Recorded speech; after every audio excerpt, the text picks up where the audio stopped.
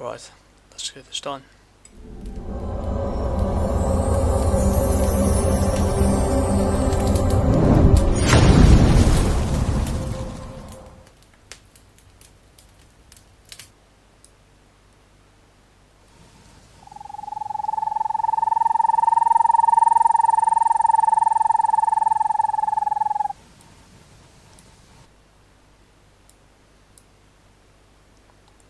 And I think that part is done as well. Hope you like this new sound effect. So what's going on, everyone? Welcome back to another video. This is a midnight upload because I have to work tomorrow, so it will be a shorter review than usual this time. But yeah, today we're going to review Screecher by Phoenixpress. Screecher as the owl flies. Yeah, we're going to split it. It was released in last year, 2022, on Indiegogo, and yeah, we're going to split this review into 8 parts. Part 1 is who the writer is, etc. Part 2, synopsis. 3 is the breakdown. 4 is the positives. 5 is the negatives. 6 is the final verdict plus score. 7 give you a hint at what's happened next. And 8, the Shameless ebegging. So without further ado, we're going to part 1. Let's see if the thing works. Yeah, it does. The words, the writer is, it's a Screecher part 1, as the owl flies, written by Nick Gibson, for art by Brian Quiroga, colors Goji Monji. So yeah, it's like pseudonym, but I could be wrong. Letters Nicky Bowers, cover CVS, double S. And yeah, copyright belongs to the Phoenixpress Publications LLC, all rights reserved. And here's me telling you that yeah, I'm just doing this for review purposes. The copyright belongs to them. I'm not making any money at this. Okay.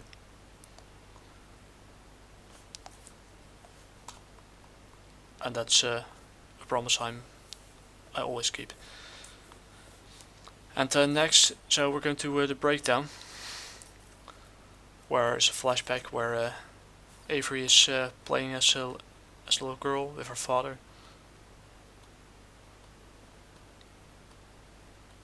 Where she's playing outside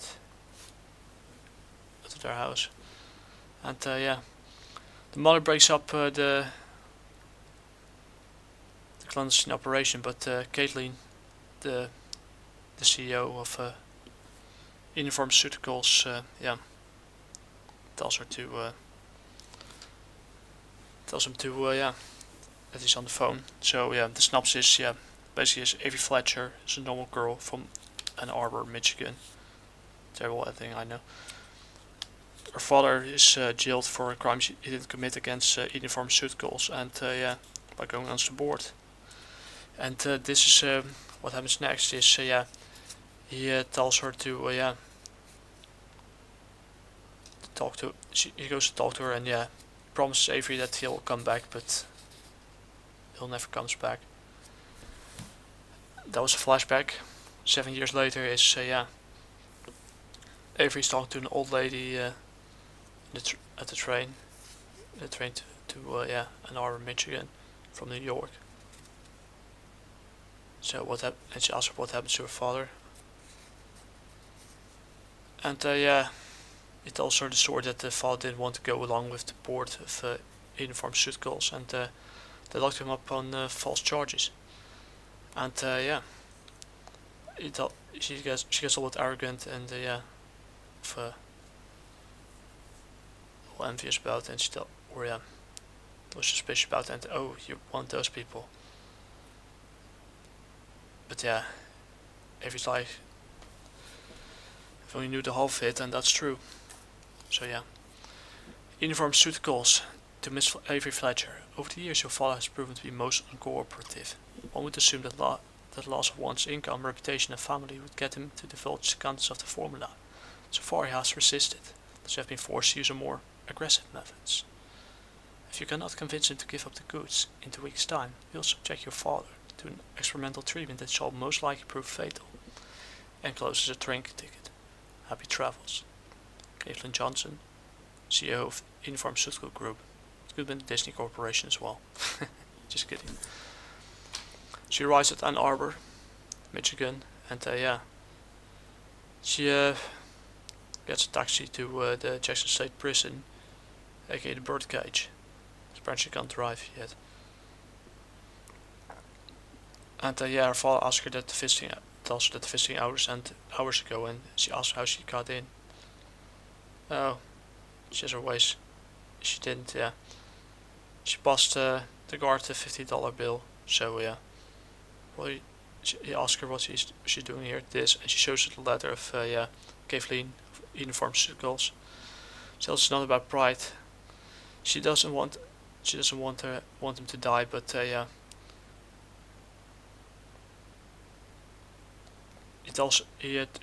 His last words, he tells her that it's good to Scotty.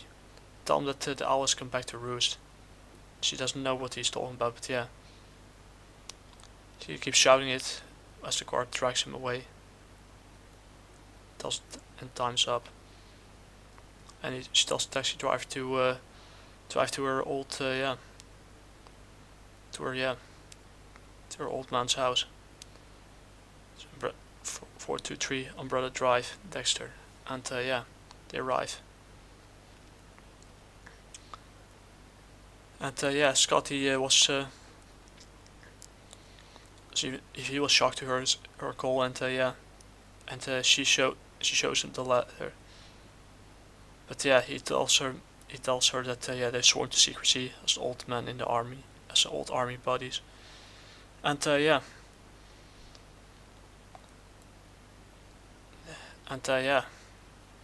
she gets sad because they're going to kill him. Scotty knew it would come to this somehow, and he asked her what did he tell her anything else. The owls come back to roost, and he tells her to follow him. And he, long before his Harvey Fletcher's death, that's the name of her father, he knew something would happen to him. So he kind of made a backup plan, turned the old bomb shelter into a fallback plan. The old bomb shelter Avery has no idea that they had a bomb shelter in the first place. So they kept a secret within the family between them. So her grandfather had built this one in the 50s, and against in case of a nuclear fallout or World War III.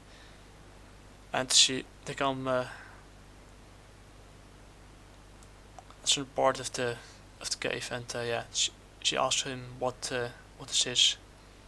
As you see here, the Screecher suit is revealed. Basically, combination of Batman, Owlman, from his counterpart from Earth 3, and here is the fallback plan, the Screecher suit. How it happened? He tells her that her mother made it for him as an anniversary present to the entire engineering department at UOFM. 3 months to make. Wow. So it's not perfect, but the bones are solid.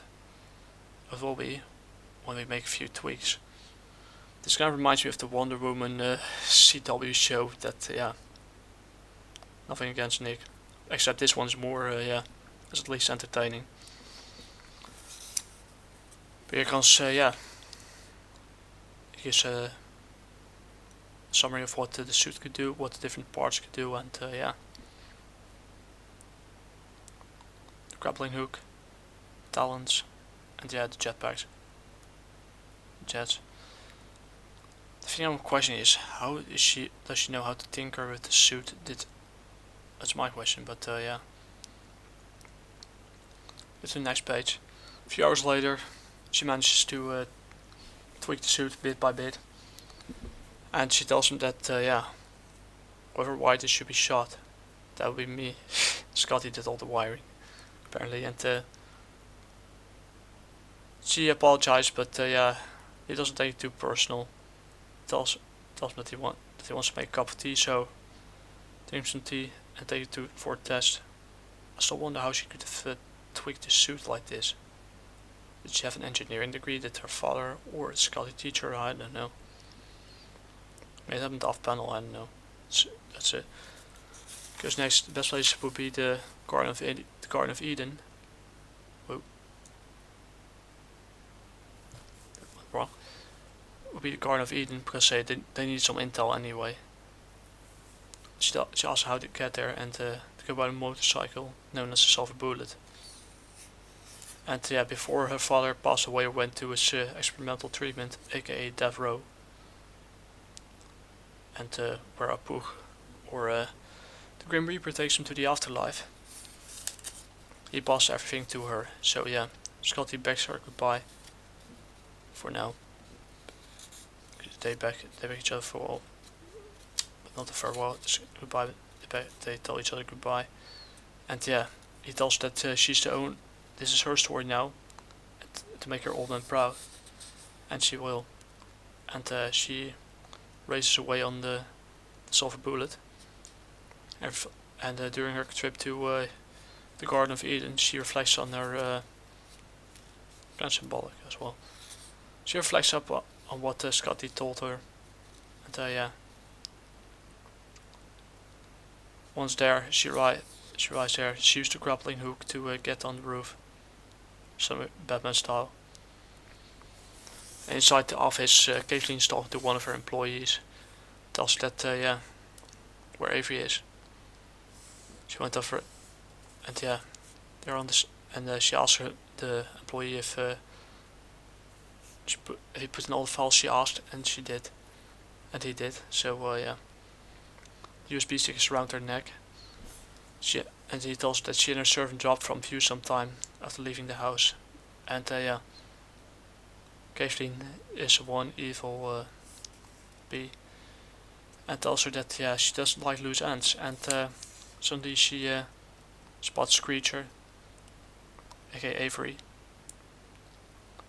And yeah, she calls security to get an intruder, and she makes her way out of here. They think it's a man, but in fact it's not.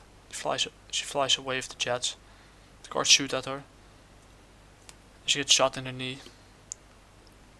Jetpack fails, and she is forced to make an emergency landing by crashing to the ceiling. And yeah, the guards ask her what to call her. They say, "Call me Screecher." And they ask her why she shoot, and she activates an hypersonic sound, or screech, similar to the Screech Owl, that makes them drop their, makes them cover their ears, because otherwise their eardrums get destroyed. And she knocks them all unconscious. And she tells him to stay away from her father, Harry Fletcher, Fat Chancellor. And she's, with one grab of her talons, she grabs the USB drive from Kathleen's chest and warns her to get to stay away from him. After a short time, Kathleen reflects on it, and yeah, she tells her that this person knows. She still thinks it's a man, knows her name. The employee asks what they're going to do, and Harry Fletcher hides the same work he did 10 years prior, the time he brought in our own. And yeah, she tells him to get Shiva. This could either be the first antagonist of Screecher, or an entirely different being that we don't know. Maybe an HR department. Maybe she'll get. Maybe she'll become a nemesis. I don't know. She already is the main villain of the story. So Scotty asks once he's back into the cave. She tells her what happened to her leg. And yeah.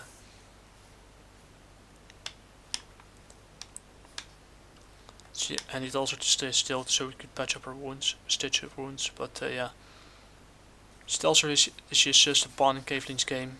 He tells her not anymore. The pawn has been promoted to a knight. And she tells her that this is the beginning,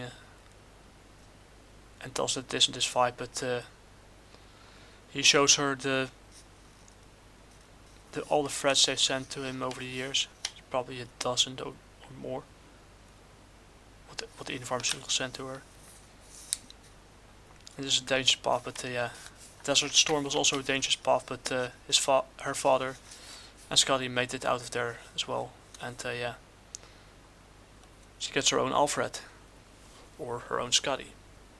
I like Scotty. The only thing I wonder is why the hell is the motorcycle standing out there, standing in the cave, or is it outside in the rain, or just before the exit, just in front of the exit, I don't know. The end. Here's a little cover of my project. Well, thank you to all the people that deserve to be celebrated. Donovan March, Darren Barron, Timothy Robbins II, Jared Lucy. And yeah, a little summary or synopsis as well. Avery Fletcher was a normal girl. That's until the day her father was jailed for a crime he did not commit.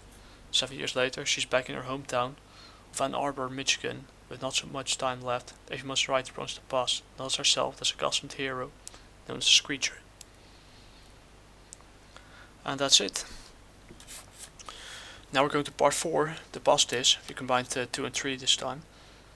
Good cover art, story elements remind me a bit of Batman, The Flash, and yeah. A little bit of Batman and a little bit of The Flash, a little bit of Deathstroke as well. The interior art is okay, feels more, has a balance to it, and the PDF arrived on time. And I like Scotty as a sport. Is it old yeah, veteran slash good guy. Her own Alfred, like I tell her. It's fast paced as well, so you reach, yeah, it's fast paced as well in certain areas. You can read. It's a relatively short issue, and yeah, you can basically read through the whole thing and you don't get tired of it. The negatives are, yeah, and that's a recurring pattern with a lot of Phoenixpress books. There needs to be a better balance. Could have been a better balance between, yeah, going back to the cover. The cover looks amazing. It could be a better match with the interiors as well. I would go with more personally with a more realistic style, but then you would get the risk of, yeah, losing a little bit of, yeah, of the things that makes, yeah, Screecher. And that's, yeah, pretty much it. I'm still wondering how Avery was able to make the grapple hook work without any further training and instructions, but yeah, it's a superhero comic. And how to tweak the suit. Does she have an engineering degree from New York University or something? I know how she did. And who taught her to fight? Was her teacher? Did Scotty taught her how to teach her how to fight? Or father? I don't know. Yeah, stealing Caitlin's necklace is a grey area. It could be considered heroic or anti-heroic, but or villain or thing. It's not something that a hero would do, but yeah, in this case, yeah, it's grey area. But yeah, forgiven. The final verdict. We're going to the part 6, the final verdict and score. It's off to a good start. I'll tell you, I enjoyed it more than I expected. Is this the most original story? Not really. Is it an average superhero story? Nope. Not. That's also a nope. So unlike other books within, yeah, especially within the CG crowd, they make it too obvious sometimes who the influences are, and they copy it a little too much. Here it's not the case, despite being, yeah, showing some reference to Batman, to Deathstroke. I mean, Scott could be his own Billy Wintergreen, etc., etc. You have an it pays homage in a more subtle way, and that's an art. Something that yeah, people within the CG crowd could take notes from. And in terms of art style, it could have been a better match between the cover and yeah, the interiors, but yeah. At least there is some sort of balance here, and that's something I miss with yeah, 21 and Samurai 1 and 2. And in terms of writing, I like it better than 21 Samurai 1 and 2 as well. And yeah, this might be one of their best work, of Nick's best work yet. I'm actually wondering is what the hell is going to happen in the second issue. So yeah, it's off to a really good start in terms of writing. Yeah, and yeah, like I said, yeah, of course, I don't mind if the interior art is not at the same level as I do. That it could be a better balance. Yeah, I prefer a book that has yeah, because I'm speaking from a writer's perspective, good writing and an art style that's yeah, not quite on the same level, but enough to yeah, to get the thing across. Then what I've seen within yeah, especially in the CG crowd, I fall into a trap with art and visual elements over substance, where I buy an yeah, a book with quality art, where the writing falls flat. Here the writing doesn't fall flat. This is might be Nick's best work yet till this day. Is the most original story? Nope, but it's not an average superhero story either. Therefore, it gets an. This is his best work yet. Chapeau! I think Nick Gibson and his team at thephoenixpress could be proud of themselves of what they achieved. I think it's an 80 out of 100 is in order. Excellent plan. So what's next? We're going to do Dynamic Rodent by Gifford Roberts. He's a comic book creator from who debuted in at the con in the United States. He asked me to review through ironically through the jwarrior.com to the forum if I could help him review his book. He sent a copy to me with some stickers as well, clear stickers, and yeah. Unfortunately, yeah, the book arrived in good condition, but yeah, I might need to reback it again because yeah, I had a little for some reason yeah the back kind of ripped open, but that's kind of yeah normal with certain backs.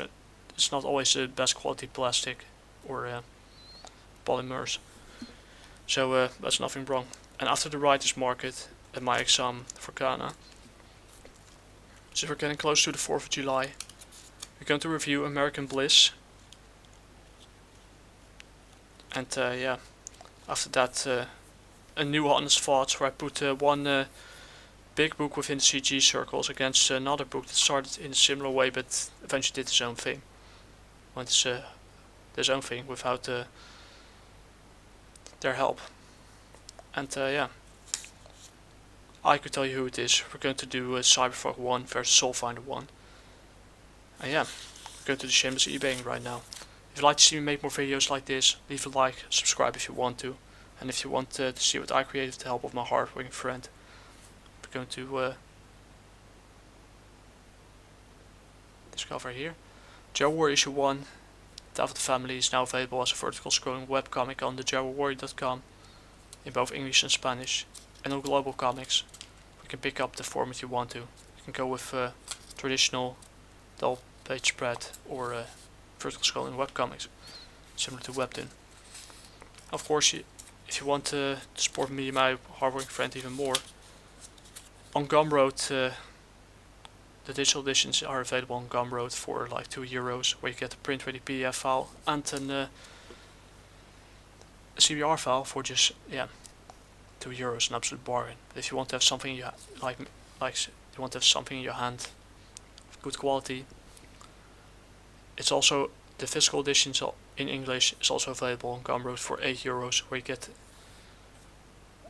a 135 gram matte coated interior and 250 grams matte coated cover,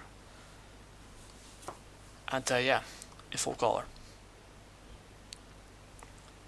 And yeah, the shipping domestically will be in a bubble wrap envelope. For international shippers, the bubble wrap envelope will get an extra line of defense in the form of a cardboard box. Shipping costs, on the other hand, is something I can't control, unfortunately, but yeah, don't let it stop you from trying out and see if it's to your liking. Don't let it stop you. Back now. That's all I have to say for this video.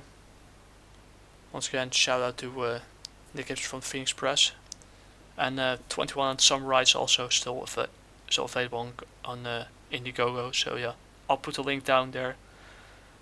And I wanted to do the shout sooner, but yeah, unfortunately, due to work, private stuff, etc. and Kana, practicing Kana and everything, writing my own stuff. Unfortunately, I didn't have time to do it, so yeah. I'll post the links down below, and yeah, that's all I have to say for this video. So yeah, excellent job. Going back to cover. Excellent job by Phoenix, and yeah, make sure to by thephoenixpress, and make sure to back 21 Samurai Part 3 as well on Indiegogo. And then now I'm going to bed because it's getting late. So yeah, Mataraishu. That's how you say till next week. And Oyasumi, which means yeah, good night. And yeah, that's it for today. Talk to you guys later. Peace.